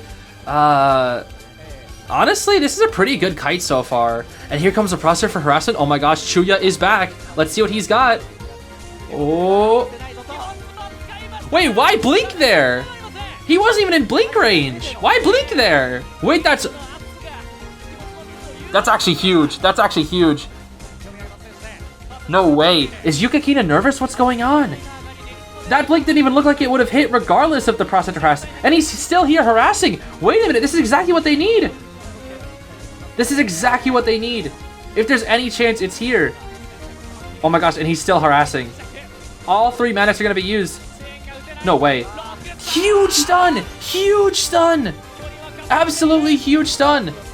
And that allows the hook to go into cooldown too. So the Weeping Clown can take that vault without any risk. And look at the ciphers, they are so good. Will we see the rocket here? Okay, no rocket. Does go down. But that's the first down happening this early. We see Claustrophobia, Berserker, and Fast Pickup on this Bane. Oh my gosh. That's incredibly good for the serves. If there's any chance of a 4 escape here, that's a really good start. They just have to follow through. One Magnet about to recharge with the processor. Looks like he's gonna come in for the rescue here. He's just gonna hit the processor. He's just gonna hit the processor. Be careful of the hook. Be careful of the hook. Here comes the hook. Ooh. Processor harassment. Oh my gosh, wait, that's double down. That's double down. That's double down. That's double down. Wait. Wait, he's harassing. Wait, there's no hook? Weeping Clown got away? Wait a minute. Look at the ciphers. Look at the... Oh my gosh. Wait, there's actually a huge chance. There is a huge chance. I don't know why Lily refreshed herself. That was really weird. This is huge. This is huge. This is his second chair, and it's on somebody who he doesn't want to freaking chair the prospector. Hits the cheer. Hits the cheer. Beep beep. Cheer time. The last cipher hits the cheer flywheel. Beautiful flywheel from the cheer. Cheer into beep beep. Or sorry, flywheel into beep beep. 80% on that cipher. And the processor's not even dead on chair. They can do this. It's possible. Like I said, FAV has beautiful, beautiful teamwork. Here comes the cheerleader cheers again for that movement speed boost. But Blink is ready. Downs the cheerleader. And he's gonna accept the cheerleader now. Now you can have the Gravekeeper come and rescue, who has borrowed time, and try to body block for this cheerleader. The Cypher's primed. And they still have one Tide Turner on that Weeping Clown who can rocket into the chair and Tide Turner out. Is it possible? Is it possible? I think it is. There is no risk for this Grave. They need to get readied up on the. They need to ready up on the gate instantly. Oh, okay. Body block. It hits the cheer. They have to pop, don't they? They're not popping? They're not popping. Why aren't they pop? Oh, there they go. They pop. Okay. But they need a 4 escape. He hits the chair. She has to run to the gate. Run to the gate as fast as you can. Even if you have to use both beep beeps. You have to go for it. He's going to try and chair as far away as possible, though. He has detention. And there's only one Tide Turner left. He still has trait, too. He's chairing very far. Very far. He's chairing very far. Oh, this is going to be tough, you guys. This is going to be tough. I feel like she needed to beep closer to the gate. Weeping Clown needs to be the one to get the rescue here. I don't know, dude. They're going to have to pull off something crazy here. But the Bane has Trump. He has excitement. Stun. Rescue with Clown. Beep, beep. He needs to swap to excitement. He hits the cheerleader. Is that enough, though? Wait, he grabs onto the wrong person. But wait, they can't take rocket with... Wait, they can't take it with that. Cheerleader doesn't make it. She doesn't make it. It's not enough. He blinked down to the prospector, too. It's not enough. They don't have the resources. No more rocket. No more Tide. Cheer is dead on chair. And the dream dies.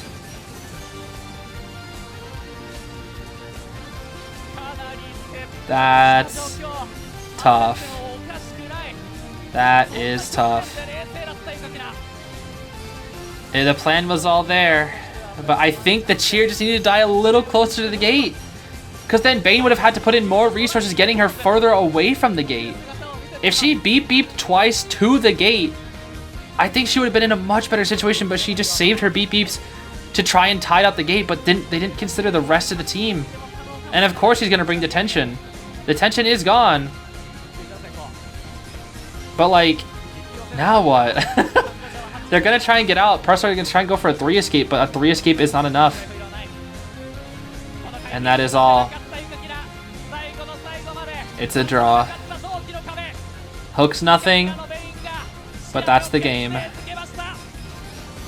AWG. Dang, dude. Dang.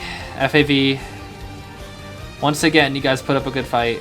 They needed a 4 escape again, bro. Again, they needed a 4 escape. And they couldn't come through. That is tough, bro. That is tough. Still, I had a good time watching. That was good. That was really good. Anyways, gamers, that's going to be it for today. I really wanted to see Team FAV in the finals, but that is okay. They still put on one heck of a show. Went all the way to round 5. Tried to get another 4 escape, bro. And was pretty close once again, but just couldn't quite make it. So FAV serves. I love the fact that they got to go for these crazy plays. I love the fact that their team synergy is just so beautiful. But AWG, dude, they're just such a strong team right now. They're really showing that they are a really good team. So we'll see them in the finals. Hopefully I'll be able to live stream. I actually don't know if I will be able to. We'll have to see. Schedules are looking really, really packed in these last few days here before I have to go take a break, visit family and whatnot. But we'll see how it goes. Either way, thanks for watching, everybody. I hope you have a great rest of your day. Bye-bye.